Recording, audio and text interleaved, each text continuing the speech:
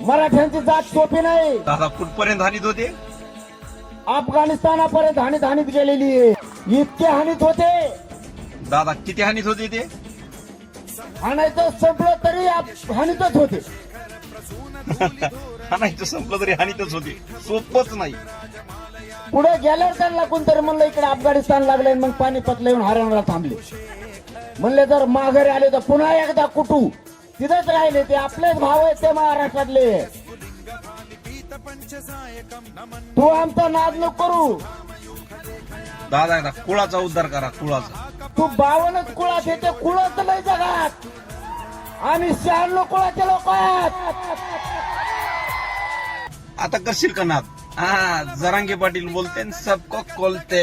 हे अशी कथा ही जुनी पुराणी रामलिंगाच्या ठिकाणी गतीत हाय बाईशी तशी नानी गतीतलं आटत नाही पाणी तिथलं बसतान आईच्या हातीनं जितबाई दिवसा वाटती भीती तिथलं बसतान